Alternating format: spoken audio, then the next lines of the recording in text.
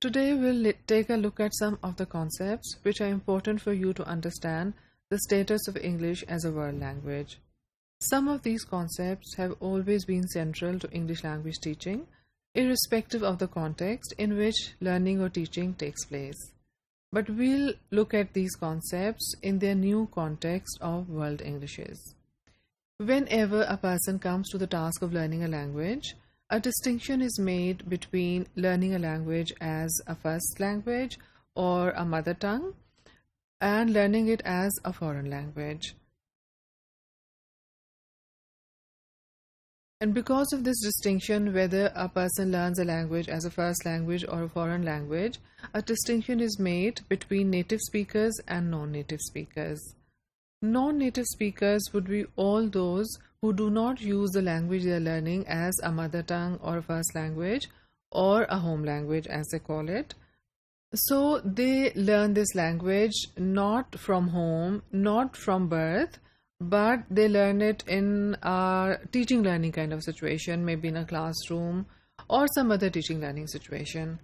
Since they do not know the language from birth, when they learn the language, there is some difference between their accent and accent of those speakers of the language, in our case English, who use it as their first language or their mother tongue. Similarly, there's a difference in the lexicon that mother tongue users of a language or mother tongue users of English use. There may be difference in idioms that mother tongue users of English know, and some everyday phrases which a learner of the language, somebody who's learned the language as a foreign language, may not really be aware of.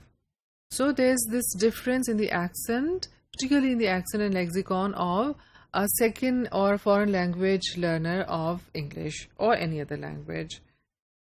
Native speakers, on the other hand, are those people or those users of the language who have not learned the language in a classroom context but have internalized the language, let's say from birth.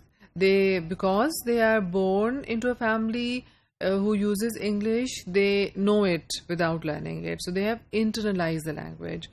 Such users of a language, in our case English, are also called native speakers, and those who learn it as a foreign language are called non-native speakers. This distinction between a native and a non-native speaker of English, as we have already said, is of particular relevance in the context of English language teaching. It is important in this context because certain decisions have to be made considering these two distinctions in mind. Decisions as to the selection of teachers, selection of materials, selection of contents, etc. Generally speaking, all around the world, native speaker teachers are a preference. Perhaps one of the reasons is that no matter how proficient you get in English, you can never reach the same level of proficiency when it comes to the accent, because accent is the first linguistic element which is fossilized in human beings. Therefore, if you attain mastery of, let's say, other linguistic areas, for example, grammar, vocabulary, accent is something that you can never claim to have achieved with the same mastery as a native speaker if you haven't been using the language since birth. And that also in a first language kind of an environment. And because of this reason, perhaps, native speakers are considered superior to non-native English language speakers and also non-native English language teachers. So because of the non-native English teachers being a little deficient in the use of in their use of the accent, English accent, they are considered less than native speaker teachers of English. There are certain criteria against which people judge or evaluate or assess native speakers, and also your proficiency, your native-like proficiency. The first and foremost criteria is the exposure to the language from early childhood. For example, if you have had exposure to the language from early childhood, people will have more faith in you, and not only that, your mastery of the language will also be more dependable. Similarly, if you are exposed to the language from early childhood, it means that you are born into a family who uses English as their first language, which means that you use English as a first language or home language. So native speakers of English use English as their first language. The other criteria include this intuitive knowledge of the structure of the language, which means that without having to learn the language in a classroom context or with the help of grammar books, etc., you know the correct, accurate structure of the language. And therefore, you're able to use the language creative, which means you are able to make new novel sentences with the help of the structure and vocabulary that you know. You're able to create new sentences. For these criteria, there are certain parameters to be met.